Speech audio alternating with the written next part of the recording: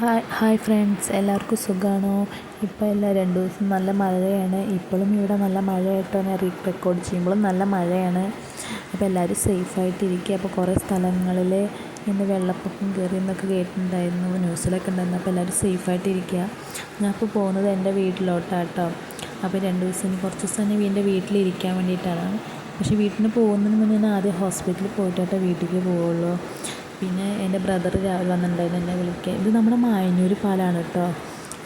ഭാരതപ്പുഴ ഏകദേശം ഇങ്ങനെ നിറഞ്ഞിട്ടുണ്ട്, പരന്നിട്ടുണ്ട്. നിറഞ്ഞൊഴുകല്ല, നല്ല പരന്നിട്ടുണ്ട് കേട്ടോ. പിന്നെ അവിടെ കുറേ ആൾക്കാർ കാണാൻ വേണ്ടിയിട്ട് കുറേ ആൾക്കാരൊക്കെ ഉണ്ടായിരുന്നു. ഈ വെള്ളം കയറിയതൊക്കെ കാണാൻ വേണ്ടിയിട്ടാണ് തോന്നുന്നു കുറേ ആൾക്കാരുണ്ടായിരുന്നു.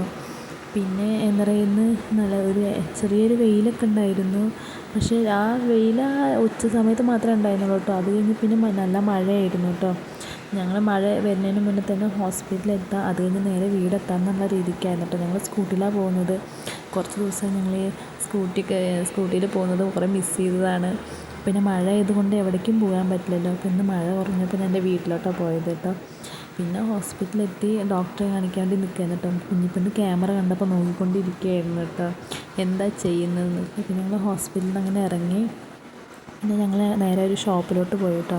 കുഞ്ഞിപ്പെണ്ണിൻ്റെ കയ്യിലൊരു മിഠായി കണ്ട് സ്കൂട്ടി, അത് കണ്ടപ്പോൾ ആൾക്ക് ഇഷ്ടപ്പെട്ടപ്പോൾ എടുത്തതാണ് കേട്ടോ. ഇത് നമ്മുടെ കാഞ്ഞിരക്കടവ് കേട്ടോ. എൻ്റെ വീട്ടിൽ പോകുന്ന വഴിയാണ് കാഞ്ഞിരക്കടവ്. അവിടെ ഏകദേശം നിറഞ്ഞിട്ടുണ്ട്.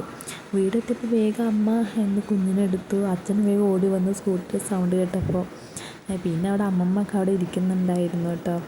എന്നാൽ പിന്നെ വേഗം പോയി സാധനങ്ങളൊക്കെ എല്ലാം ഉള്ളിൽ കൊടുന്ന് വെച്ചു. ഇനി കുറച്ച് ദിവസം എൻ്റെ വീട്ടിലുണ്ടാവും. ഇനി എൻ്റെ വീട്ടിലത്തെ വീഡിയോ ആയിട്ട് വരാം. ബായ്.